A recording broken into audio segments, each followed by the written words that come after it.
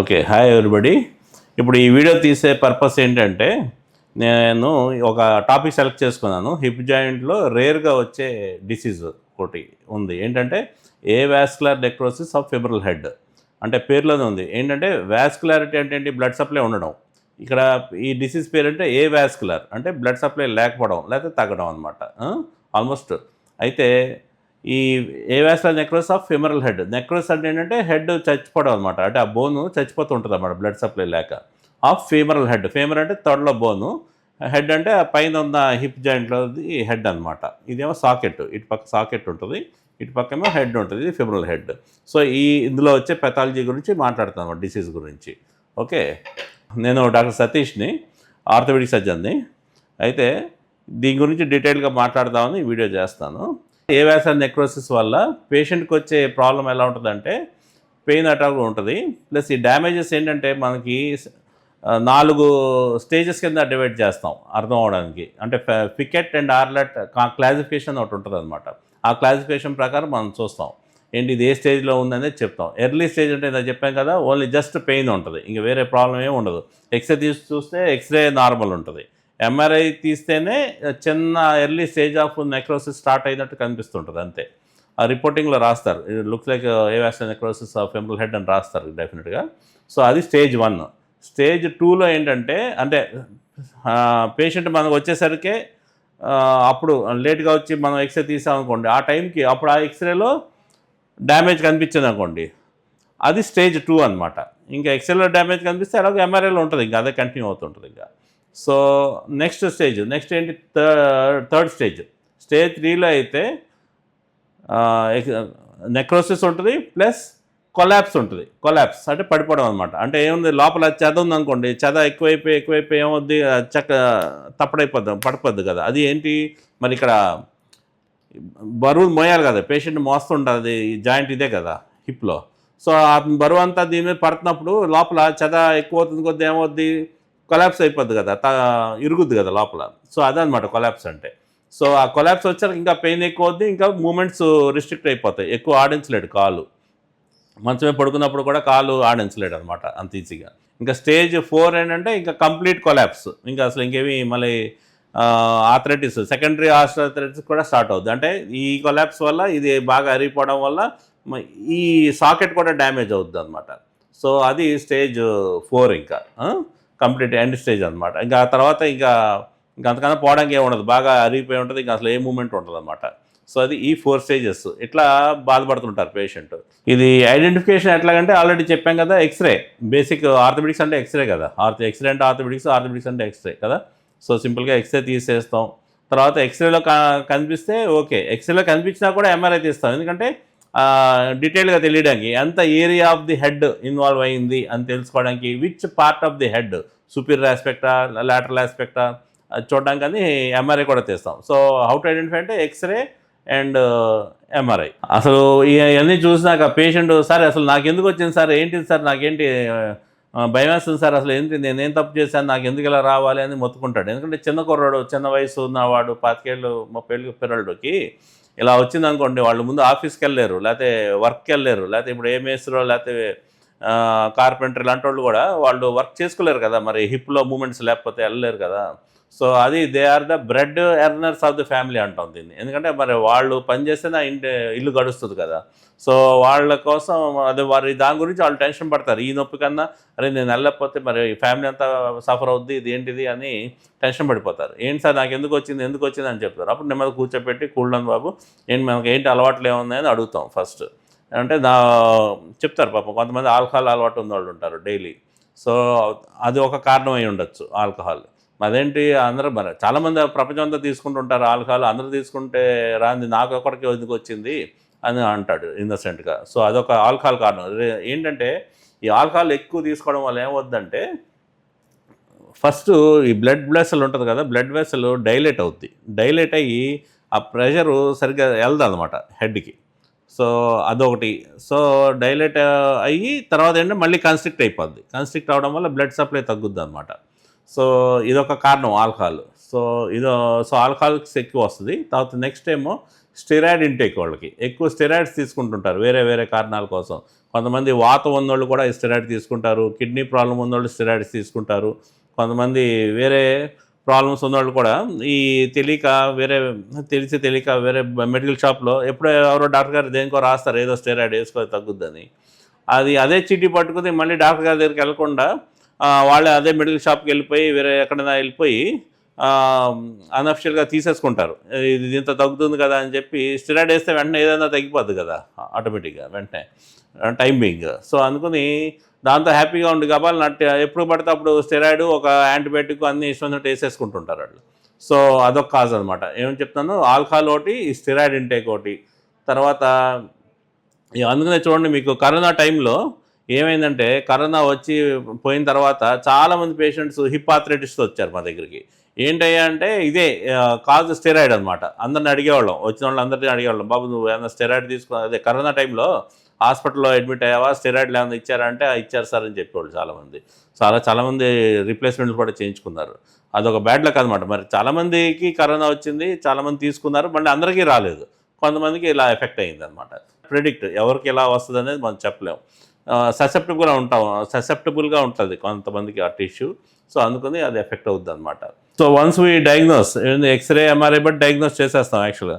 But diagnose కన్నా ముఖ్యం ఇప్పుడు అది ఏ స్టేజ్లో ఉంది అని డిసైడ్ చేయడమే ఇంపార్టెంట్. సో అదేంటంటే మనకి ఎంఆర్ఐ రిపోర్ట్లో కూడా అది ఏ స్టేజ్లో ఉందో వాళ్ళు Ficat and Arlet classification stage 1, 2 లేకపోతే స్టేజ్ 3, 4 అని రాస్తారనమాట. So that dictates what is the treatment అనేది. అంటే స్టేజ్ 1 అనుకోండి, మీకు అర్థమై ఉంటుంది. ఇప్పుడు ఎక్స్రేలో కూడా ఏం డ్యామేజ్ కనపడదు, అంటే చాలా మినిమల్గా ఉందన్నమాట. స్కాన్ తీస్తే, ఎంఆర్ఐ స్కాన్ తీస్తేనే కనిపిస్తుంది. సో అంత మినిమల్ డ్యామేజ్ ఉన్నప్పుడు ఒక రకం ఏంటి ట్రీట్మెంట్ అంటే, ఇప్పుడు ఎందుకు వచ్చింది మళ్ళీ ఆలోచించండి ఒకసారి. ట్రీట్మెంట్లో అంటే ఏది లేదో అది చేయాలి అంతే కదా. సో అక్కడ ఏమైంది, బ్లడ్ సప్లై లేకే కదా ఈ బాధ అంతా. సో అందుకని బ్లడ్ సప్లై పెంచడం కోసం ఏం చేస్తామంటే అందులో ఒక డ్రిల్ హోల్ వేస్తాం. కోర్ డికంప్రెషన్ అంటాం దాని పేరు. కోర్ డికంప్రెషన్ అంటే ఏంటంటే ఆ లోపలికి బ్లడ్ వెసల్స్ ద్వారా వెళ్ళే బ్లడ్ను కొంచెం ఇంప్రూవ్ అవడం కోసం మనం చేసే మానవ ప్రయత్నమే. ఒక ఆర్థోపెడిక్ సర్జన్గా ఎవరైనా అంతకన్నా ఇంకేం చేయలేరు. ఆ బ్లడ్ సప్లై పెరగడానికంటూ అంటే కొత్తగా వెసల్స్ పంపించడం, బ్లడ్ మళ్ళీ ఏదో వేయడం అలా ఏమి ఉండదు. అలా తప్పుగా అనుకోకండి. మనం ఏంటంటే మల్టిపుల్ డ్రిల్ హోల్స్ వేస్తాం, లేకపోతే కోర్ డికంప్రెషన్ చేస్తాం. చేస్తే ఏంటంటే మళ్ళీ నియోవాస్కులరైజేషన్ అంటాం, మళ్ళీ కొత్తగా రిపేర్ లాగా జరిగి కొత్త వెసల్స్ వస్తాయనేది మన ఆశ. అది మెయిన్. దానితో అది స్టేజ్ 1కి అదే ట్రీట్మెంట్. స్టేజ్ 2కి కూడా ఇంచుమించు అదే ట్రీట్మెంట్ చేస్తాం. ఎందుకంటే స్టేజ్ 2 కూడా ఏముంది, పెద్ద తేడా ఏం లేదు స్టేజ్ 1కి 2కి. స్టేజ్ 2కి వచ్చేసరికి ఏంటంటే ఎక్స్రేలో కూడా కనిపిస్తుంది అంతే. ఓకే, స్టేజ్ 1లో ఎక్స్రేలో కనపడదు, ఎంఆర్ఐలో కనిపిస్తుంది. ఎక్స్రేలో కూడా కనిపించింది, ఎంఆర్ఐలో కూడా ఎలాగో ఉంటుంది కాబట్టి అది స్టేజ్ 2 అంటాం. బట్ ఏంటి 3 అని కాదు. 3 అంటే ఏంటంటే కొలాప్స్ ఉండదు. కొలాప్స్ అయితే 3 అనమాట. ఎక్కడైనా ఒక ఏరియాలో like superior of the head, superior part of the head కానీ, lateral end of the head కానీ, లేకపోతే ఎటు పక్కన కొలాప్స్ అవుతుంది అనుకోండి, దాన్ని స్టేజ్ 3 అంటాం. సో ఇప్పుడు అర్థమైంది. అది స్టేజ్ 4 కూడా, అంటే స్టేజ్ 4 కూడా కొలాప్స్ అనమాట, complete collapse. So grossly restricted movements అలా ఉంటాయి. సో ఇక్కడ ఏంటంటే స్టేజ్ 1కి 2కి కోర్ డికంప్రెషన్ అండి. అంటే బ్లడ్ సప్లై ఉన్నది, బ్లడ్ సప్లై పెంచుతాం అంతే. బ్లడ్ సప్లై పెరగడం కోసం డ్రిల్ హోల్ లేకపోతే కోర్ డికంప్రెషన్ చేస్తాం. కొలాప్స్ లేదు కాబట్టి మనం ఈ పని చేస్తాం. ఎందుకంటే పైన డప్ప బాగానే ఉంది కదా, లోపల బ్లడ్ సప్లై పెంచితే మళ్ళీ కొత్త బోన్ ఫామ్ అయ్యి అది మళ్ళీ మెయింటైన్ అవుతుందని ప్రయత్నం చేస్తాం. అదే కొలాప్స్ వచ్చేసింది అనుకోండి ఎక్కడైనా కొంచెం స్టేజ్ 3, అప్పుడు కూడా ఇప్పుడు సపోజు పేషెంట్ చిన్న వయసుడు ప్లస్ ఆయన మూమెంట్స్ ఉన్నాయి, అంటే కొలాప్స్ కొంచెం ఉన్నాయి, ఇంకా మూమెంట్స్ ఉన్నాయి అనుకోండి. మొన్న ఇలాగే ఒక పేషెంట్ వచ్చారు, స్టేజ్ 3 అని రాశాడు ఆల్రెడీ ఎంఆర్ఐలో, కొలాప్స్ ఉందన్నాడు. బట్ లాటరల్ ఆస్పెక్ట్ అనమాట, మెయిన్ వెయిట్ బేరింగ్ ఆస్పెక్ట్లో ఎక్కువ కొలాప్స్ లేదు, మూమెంట్స్ కొంత ఉన్నాయి, కొంత తగ్గినాయి. సో అప్పుడు అంత పేషెంట్తో చెప్పాను, బాబు ఇది ఏదో రోజు జాయింట్ రిప్లేస్మెంట్ పడే అవకాశం ఉంటుంది ఇలాంటి వాటికి. సో ఏంటంటే ఈ జాయింట్ రిప్లేస్మెంట్ చేయడం అనేది ఏంటంటే లాస్ట్ ఏమి కాని పట్టులో, ఏమీ చేయలేని పరిస్థితిలో లాస్ట్ ఇంకా ఏది ఉపయోగం ఉండదు, కోర్ డికంప్రెషన్ వల్ల ఏమి ఉపయోగం ఉండదు అన్నప్పుడు, కంప్లీట్ కొలాప్స్ ఉన్నప్పుడు అయితే జాయింట్ రిప్లేస్మెంట్ చేసేస్తాం. ఇది స్టేజ్ 4. స్టేజ్ 3 ఏంటంటే, స్టేజ్ 3 ఏంటంటే కొద్దిగా డైలమా లాగా ఉంటుంది మాకు కూడా. పేషెంట్ కూడా చెప్తాం ఏంటంటే గబాల్న నాక్ ఆఫ్ చేసేసి హెడ్ తీసి రిప్లేస్మెంట్ చేయడం అనేది చిన్న పని యాక్చువల్గా. అంటే నిమిషంలో పని. ఇక వాళ్ళకి పేషెంట్‌కి ఇబ్బంది ఉండదు, నాకు ఇబ్బంది ఉండదు. బాగానే ఉంటది. సరే ఏంటంటే అలా చేయడం ఇష్టపడం యూజువల్‌గా. ఎందుకంటే ఆ స్టేజ్‌లో కూడా చిన్న వయసోడికి మనం గబాల్న తీసేసి ఆహ్, రీప్లేస్‌మెంట్ చేసామనుకోండి, ఏమవుద్ది? ఇప్పుడు ఆర్టిఫిషియల్ జాయింట్‌కి కూడా ఒక సర్టెన్ లైఫ్ అనేది ఉంటది. ఎంత ఒక 15 ఇయర్సా, 20 ఇయర్సా ఏదో ఒక లైఫ్ ఉంటది. ఎంత కాస్ట్‌లీది ఏసినా, ఏమేసినా కూడా ఒక 15-20 ఇయర్సే దాని లైఫ్ మాక్సిమం. అది ఆడు యాక్టివ్‌గా ఉండే లైఫ్ కాబట్టి కానిస్తుంటాడు. బట్ బాగా తిరుగుతుంటారు, అన్నీ చేస్తుంటారు కాబట్టి కొంచెం అరుగుద్ది. మళ్ళీ అంటే ఇప్పుడు 25 ఏళ్ళకి, 30 ఏళ్ళకి మనం జాయింట్ మార్చామనుకోండి, కొత్త జాయింట్ ఏస్తే దాని లైఫ్ ఎంత మాక్సిమం ఉన్నా 45 ఇయర్స్‌కి, 50 వచ్చేసరికి మళ్ళీ రివిజన్ పడద్ది. సో, మళ్ళీ ఒక 50, 45 ఏళ్ళు వచ్చేసరికి రివిజన్‌కి రెడీ అవుతుండాలి అతను. సో, అది చేస్తే మళ్ళీ ఎంత? మళ్ళీ ఒక 15 ఏళ్ళు అనుకుందాం అనుకోండి. మళ్ళీ ఒక 60 ఏళ్ళు. 60 ఏళ్ళ నుంచి మళ్ళీ మైండ్‌లో బాబు మళ్ళీ 15 ఏళ్ళు అయింది. మళ్ళీ ఏమవుద్దో, మళ్ళీ నా జాయింట్ ఏమవుద్దో అని మళ్ళీ భయం మొదలవుద్ది పెద్ద వయసులో. సో, అలా మూడో జాయింట్ దాకా పడద్ది. అది ఇప్పుడు ఎర్లీగా చేసేస్తే మనం ఒక 30 ఏళ్ళకి అలా చేసేస్తుంటే. సో, అందుకని delay as much as possible. Delay అంటే వీలైనంత వరకు జాయింట్ రీప్లేస్‌మెంట్‌ని డిలే చేయండి. ఇది మంచి కాస్ట్లీ ట్రీట్మెంట్ కదా! బ్రహ్మాండంగా ఉంటుంది అని అనుకుని గబాల్న చేయించుకుంటే ఏమవుద్దంటే బానే ఉంటది. No doubt. But you are liable for multiple revisions. అంటే 1 ఆర్ 2 రివిజన్స్ అవ అవసరం పడతదనమాట ఫ్యూచర్‌లో. సో, అందుకనే పేషెంట్‌ని భరించిన కాలం భరించు బాబు ఫస్ట్ అయినా గాని స్టేజ్ 3లో కూడా నచ్చచెప్పి అంటే ఇది డ్రిల్ హోల్ ఏసి లేకపోతే కోర్ డీకంప్రెషన్ లాంటి ప్రొసీజర్ 2 ఒకటేలెండి. అది బ్లడ్ సప్లై పెంచుదాము. పెంచితే బ్లడ్ సప్లై పెంచితే ఓహో! లక్కీగా కొత్త బ్లడ్ సప్లై తయారైతే నువ్వు బానే ఉంటే బానే ఉంటావు. No problem. ఇంక అలా కంటిన్యూ అయిపో. చిన్న చిన్న నొప్పులకి ఆటికి రిస్ట్రిక్టెడ్ మూవ్‌మెంట్స్‌కి బాదర్ కాకు. ఆ! అప్పుడు కూడా ఒకవేళ పని చేయలేదనుకో ఓకే. It's okay. పని చేయలేదు. ఎలాగో నీకు చెప్పే కదా చేస్తావు. నువ్వు కూడా అర్థం చేసుకుంటున్నావు కదా! అప్పుడే పని చేయకపోతే అప్పుడే ఇది కూడా పని చేయకపోతే అప్పుడు జాయింట్ మారుద్దాం. అంటే ఈ బార్గెన్‌లో మళ్ళీ ఇంకో కొత్త 3, 4 ఏళ్ళు ఏమన్నా గెయిన్ చేయొచ్చేమో చూద్దాం. ఆ! అని చెప్పి ఇలా ఏమన్నా నచ్చచెప్పి వాడికి అంటే ఆళ్ళు ఒప్పుకుంటే గనక కోర్ డీకంప్రెషన్ చేస్తాం. లేదు కొంతమంది ఇక ఒప్పుకోరనమాట. అంటే సరే రెండో సర్జరీలు ఎందుకని భయపడేవాళ్ళు కొంతమందుంటారు.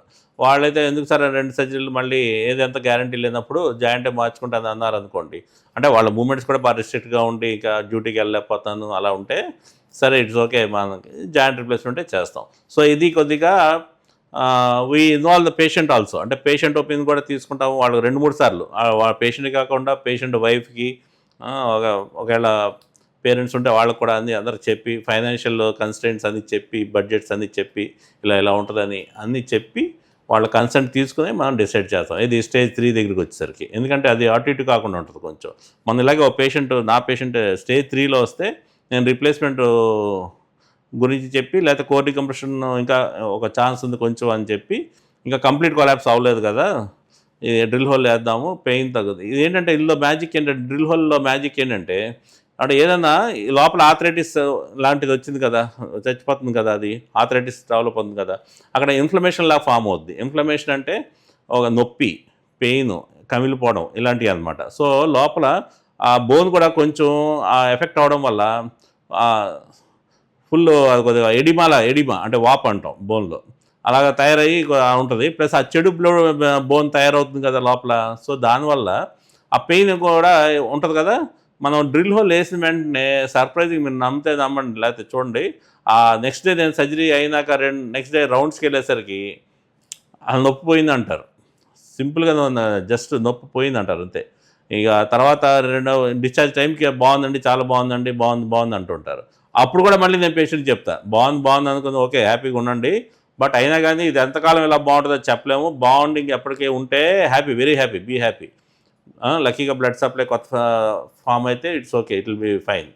లేదు ఇక మళ్ళీ కొలాప్స్ కంటిన్యూ అవుతుంది. లేకపోతే బ్లడ్ సప్లై ఇక ఎంత ఫామ్ అయిందో మనకు తెలీదు. అవన్నీ ప్రతీదీ మనం చూడలేం. ప్రతీదీ మానిటర్ చేయడం కుదరదు. సో, అంటే మానిటర్ చేయడం నీకేం లేదు. పేషెంట్ చెప్పాల్సిందే. బాబు ఇంక నేను నడవలేకపోతున్నాను మళ్ళీ ఎప్పుడైనా వచ్చాడనుకోండి. బాబు అప్పుడు నువ్వు రీప్లేస్‌మెంట్ పడాల్సిందే. సో, బాగున్నంత కాలం అలా కానిచ్చు. కొద్దిగా ఎక్కువ గెంతడాలు, దూకడాలు బస్సులో దిగేటప్పుడు గబాల్న దూకడమో లేకపోతే 2 మెట్లు గబగబా దిగడమో అలా చేయకు. నెమ్మదిగా స్టెప్ బై స్టెప్ వెళ్తూ ఉండు, జాగ్రత్తగా ఉండు అని చెప్తూ ఉంటాం అనమాట.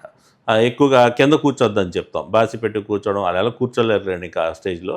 సో, ఇలాంటివన్నీ చెప్తూ ఉంటాం. అనవసరంగా లిఫ్ట్ ఉండి మెట్లు ఉన్నాయనుకోండి పక్కన ఎక్సర్సైజ్ మంచిది కదా అని చెప్పి మెట్లు ఎక్కడం కాదు, లిఫ్ట్ ఎక్కండి అని చెప్తాం. ఇలాంటి జాగ్రత్తలు, అలాగే వెస్ట్రన్ టాయిలెట్ వాడమంటాం టాయిలెట్కి. సో ఇలాంటివన్నీ జాగ్రత్తలు తీసుకోమంటాం. ఈ జాగ్రత్తలు తీసుకుంటే అంటే కాపాడుకోగలిగినంత కాపాడుకోవాలి వాళ్ళు హిప్ జాయింట్ని. అన్నీ అయినాక అన్నీ ఏమన్నా అయ్యి ఇంకా ప్రోగ్రెస్ అయ్యి ఫెయిల్ అయితే last resort is joint replacement అనమాట. సో ఇప్పుడు ఏంటి దీని గురించి కొంతమంది అడుగుతుంటారు, డైట్ ఏమన్నా మార్చాలా సార్, డైట్ ఏమన్నా వేరే స్పెషల్గా ఏమన్నా తీసుకుంటే మళ్ళీ ఇంప్రూవ్ అవుద్దా నా జాయింట్, లేకపోతే బ్లడ్ సప్లై పెరగడానికి ఏంటి డైట్ అంటారు. అలాంటిది ఏం లేదు, regular general good healthy diet తీసుకుంటే చాలు. మెయిన్ థింగ్ అంటే ఆల్కహాల్ కట్ ఆఫ్ చేసేయాలి. ఇంకా జబ్బు ఉంది అని తెలిసినాక ఇంకా ఒక్కరోజు కూడా ఇంకా ఆ నైట్ కూడా తీసుకోవడానికి లేదు, ఇంకా 100% ఆపేయాలి. అలవాటు లేని వాళ్ళు కూడా మిగతా వాళ్ళకి మీకు ఏమన్నా మీ ఫ్రెండ్స్ కూడా చెప్పండి చుట్టుపక్కల, అరే మరీ ఎక్కువ తీసుకుంటే ఇట్లా అవుతుందిరా, అయ్యే అవకాశం ఉంది. సో అందుకని minimise alcohol, very very minimal, ఏదో వీక్లీ వన్స్ ఏదో అలా తప్ప, అది కూడా ఓకే లైక్ దట్. అండ్ ఇంకోటి ఏంటి, వెయిట్ పెరగకుండా చూసుకోవాలి. వెయిట్ అనవసరంగా పెరగడం అంటే అంటే దీని గురించి అని కాదు, సపోజ్ ఆల్రెడీ ఎఫెక్ట్ అయిన వాళ్ళు మరి కొలాప్స్ అవ్వకుండా జాగ్రత్తగా ఉండాలంటే మరి బాడీ వెయిట్ పెరగకుండా చూసుకోవాలి కదా, లేకపోతే ఏంటో కొలాప్స్ అవుతుంటుంది ఈజీగా. సో అలాంటివి తింటే అంటే అదర్వైజ్ ప్రత్యేకంగా దీనికి వేరే డైట్ అంటూ ఏం లేదు. Okay, thank you.